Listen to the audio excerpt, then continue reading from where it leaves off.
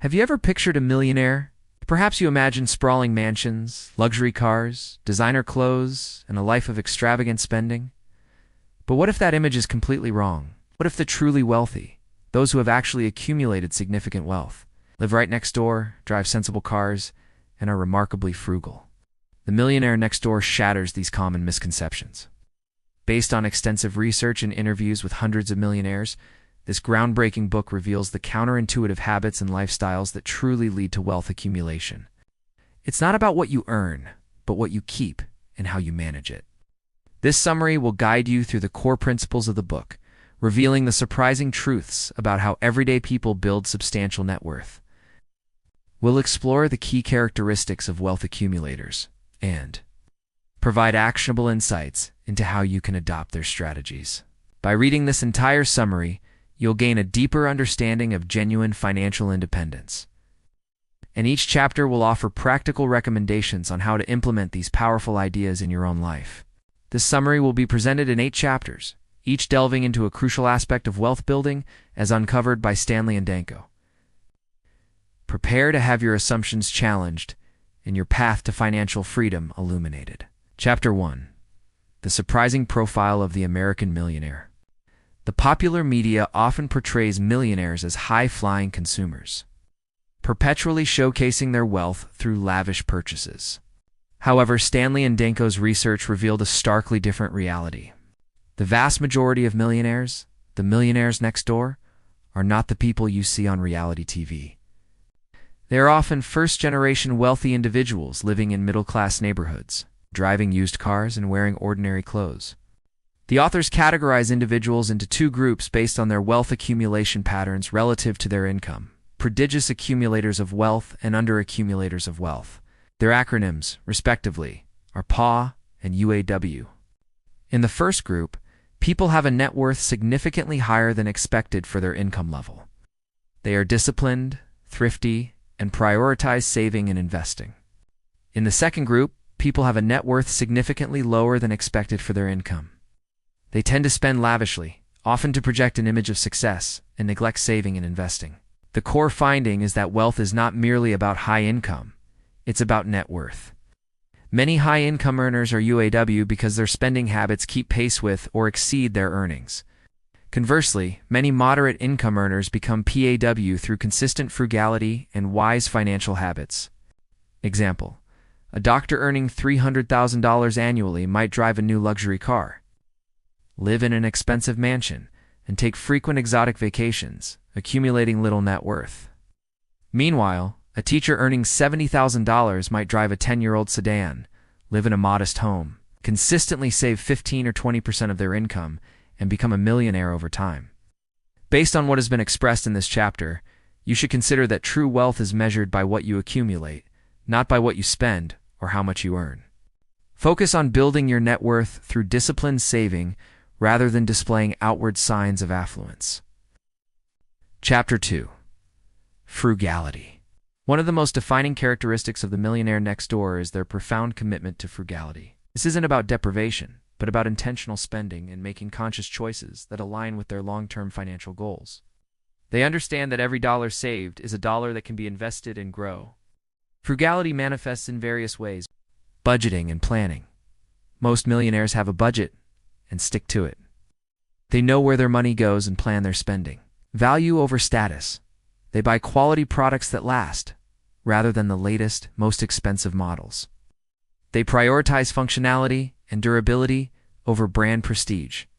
Avoiding debt. They are highly averse to consumer debt, especially for depreciating assets like cars or luxury goods. They often pay off their mortgages early. It's discount shopping. Many are keen shoppers who seek out sales, use coupons, and buy items in bulk when it makes financial sense. Example: instead of leasing a new luxury SUV every 3 years, a PAW might buy a reliable, slightly used sedan and drive it for 10-15 years. Saving tens of thousands of dollars in payments, insurance, and depreciation, they often pack their own lunches instead of eating out daily, or do their own home maintenance instead of hiring professionals for everything. Based on what has been expressed in this chapter, you should consider adopting a consistently frugal lifestyle by budgeting, avoiding unnecessary debt, and prioritizing value over status in your purchases. View every dollar saved as a potential investment for your future wealth. Chapter 3. Time, Energy, and Money Allocation.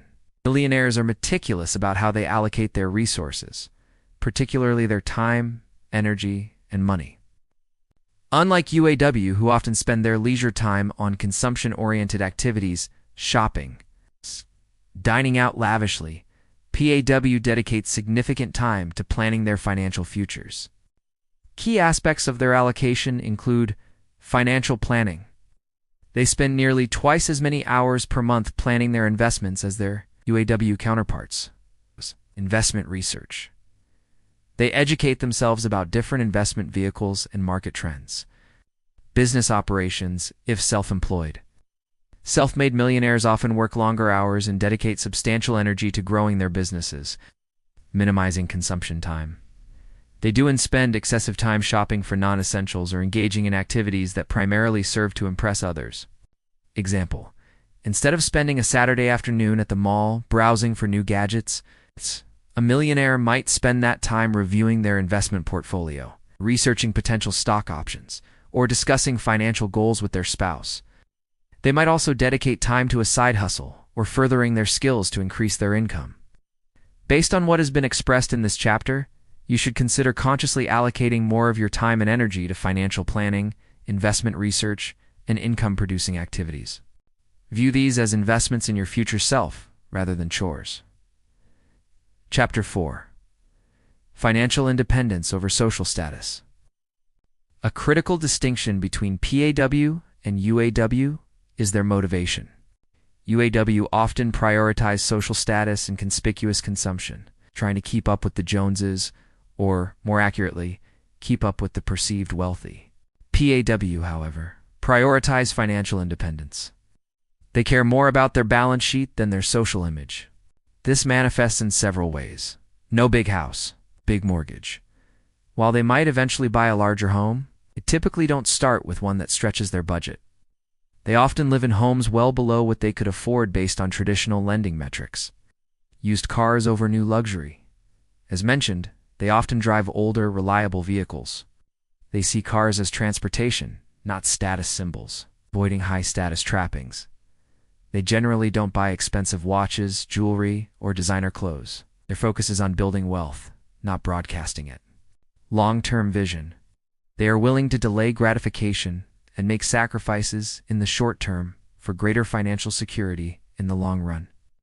Example: a PAW might choose to live in a $250,000 home and drive a $15,000 car. Even if their income could support a $1 million home and a $70,000 car, the money saved on housing and auto expenses is then systematically invested, allowing their wealth to compound significantly. Their neighbor, a UAW with similar income, might buy the larger house and fancier car, feeling rich but actually accumulating little net worth due to high ongoing expenses. Based on what has been expressed in this chapter, you should consider prioritizing genuine financial independence and security over the illusion of wealth or social status. Resist the urge to purchase depreciating assets to impress others. Instead, direct those funds towards building your net worth. Chapter 5. The Perils of Economic Outpatient Care. One of the more controversial but compelling findings in the book is the concept of economic outpatient care, EOC. This refers to financial gifts or subsidies given by affluent parents to their adult children. While seemingly benevolent, the research suggests that EOC often hinders the wealth accumulation of the recipients. The key arguments against excessive EOC are: reduces motivation. Children who receive substantial financial assistance from their parents may have less incentive to work hard, save, and become financially self-sufficient. Encourages consumption. EOC often funds consumption rather than investment, leading to higher spending habits that are unsustainable without continued parental support. Dependency. It can foster a cycle of dependency, preventing adult children from learning crucial financial management skills. It's lower net worth. The data showed that adult children who received significant EOC tended to have a lower net worth than their siblings who received less or no EOC, despite potentially higher incomes. Example: parents might pay for their adult child's rent, car payments, or even a down payment on a house. While the intention is to help, the child may never learn to budget or save effectively, always expecting a bailout. Another example is parents funding expensive private schools or graduate degrees without the child having to contribute significantly, leading to a sense of entitlement rather than financial responsibility. Based on what has been expressed in this chapter, you should consider the long-term impact of financial assistance to adult children. While support can be helpful, prioritize teaching financial self-sufficiency and discipline over continuous EOC to foster their own wealth accumulation. Chapter 6. Finding your niche. Target marketing and self-employment. A significant portion of millionaires, particularly the self-made ones, are entrepreneurs or business owners who often operate in unglamorous but highly profitable industries. They are not necessarily inventors of groundbreaking technologies, but rather provide essential, often niche services and products. Key insights include self-employment. Many millionaires are self-employed professionals or owners of small to medium-sized businesses. This gives them greater control over their income and the ability to scale their earnings, serving the affluent. A common thread is that many of these businesses provide services to other millionaires. Examples include tax accountants, commercial real estate brokers, pest control services for large properties, or specialized legal services. They find a need within the affluent community and fill it effectively. Mastery of a trade. They often become experts in their specific field, developing valuable skills and reputations. Modest lifestyles, despite high income. Even with successful businesses, they maintain their frugal habits, reinvesting profits back into their business or other wealth-building vehicles. As example, instead of aspiring to be a Silicon Valley tech mogul, a millionaire might own a successful garbage hauling business, a specialized industrial cleaning company, or a chain of laundromats. They provide services that are always in demand, often to a client base that values reliability and quality, regardless of the sexiness of the industry. Many wealthy individuals also provide services like tax preparation, financial planning, or property management to their affluent peers. Based on what has been expressed in this chapter, you should consider exploring self-employment or developing specialized skills in a niche market, especially one that serves other affluent individuals or businesses. Entrepreneurship often provides greater leverage for income growth and wealth accumulation than traditional employment. Chapter 7. The right spouse and career choices. The importance of choosing a supportive and financially prudent spouse is a recurring theme in the book. A spouse who shares similar financial values and goals can be an immense asset in wealth building, while one who is a UAW can derail even the most diligent efforts. Furthermore, the book touches upon career choices that facilitate wealth accumulation. Supportive spouse. Millionaires often have spouses who are equally frugal, responsible, and supportive of their financial goals. They work as a team towards common objectives. Financial compatibility. Disagreements about money are a major source of marital conflict.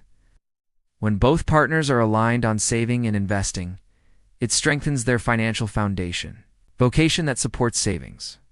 While high income helps, the book emphasizes that any vocation can lead to wealth if combined with consistent saving and investing. However, certain professions, especially those that allow for self-employment or significant control over income, are more conducive to wealth building. Work ethic.